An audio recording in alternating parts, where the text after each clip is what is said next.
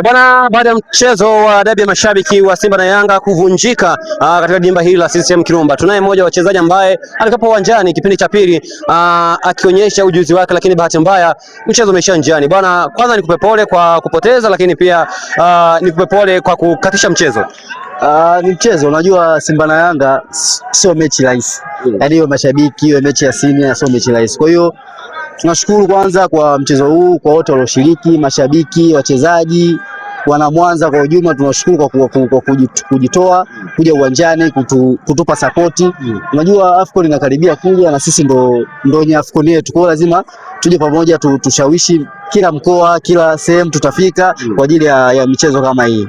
Pengine labda kwa taswira yako haraka hiki ambacho kimetokea hapa kilikuwa haki kutokea? Tunapiga mara 7 sasa. Unajua siku zote Yanga wanalibugi mpira. Kwa hiyo mimi natoshukuru Mungu kwamba mechi imeenda vizuri, tumemaliza salama, lakini kuna vitu kadhaa tu vimetokea. Japo mechi imevunjika, lakini hii mechi hawa hawajatufunga. Wamefanya kila kinachowezekana, mechi imevunjika. Hawajatufunga. Lakini nyinyi ndio mmevunja mechi, sio wao. Wao ndio wamevunja kwa sababu nahisi hata kuna namna fulani wamefanya.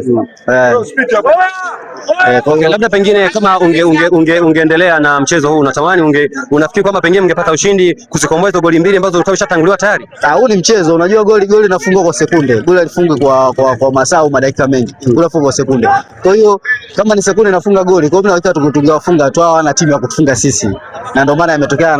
Yaani inaonekana kuna namna marefa wamepata namna gani hivi. Lakini kwa maelezo yenu ni kwamba mchezo huu ulikuwa unashirikisha mashabiki wa Simba na Yanga. Pengine huenda na hao walikuwa ni mashabiki halisi wa Yanga ndio walioingia kucheza mchezo, lakini viwango vyao viko juu zaidi yenu.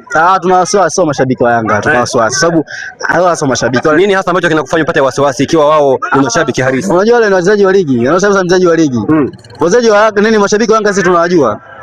Yaani wameingia hata dakika 2, hata wajalamba hata dakika 2 wametoka. Wamepisha wachezaji wa ligi. Kwa hiyo nashangaa kutuharibia mechi. Hao ndio wametuharibia mechi, mashabiki wa Yanga. Bwana, kwa hiyo sasa unawaambia ni mashabiki wa Simba kwa sababu tayari hapa mechi imevunjika na nasikia kuna maandalizi mengine ya mechi huko Mbeya. Yote kwa yote tunashukuru Mwenyezi Mungu kwamba hili jambo limeisha salama. Sisi ni ndugu. Yaani ukiachana na upinzani sisi ni ndugu. Kwa hiyo hiki kitu kimetokea, wamepata ushindi lakini wamezani wasitofahamu, lakini yote kwa yote tunamshukuru Mwenyezi Mungu, tumemaliza na mambo mengine yataendelea, tutaandaa sehemu nyingine na mambo yatakuwa mazuri zaidi na zaidi. Okay, nakushukuru sana. Asante sana. Bwana, huyu ameshindwa kuelewa jambo moja. Tulivyokuwa tunacheza Dar es Salaam, tulikuwa tunacheza kati ya influencer wa Yanga na influencer wa Simba. Huku ni tofauti. Huku tumecheza mashabiki wa Yanga na mashabiki wa Simba. Mtu anaweza akatoka Alliance lakini shabiki wa Yanga, mtu akatoka Alliance akawa shabiki wa Simba. Kwa hiyo tofauti ni kwamba wenyewe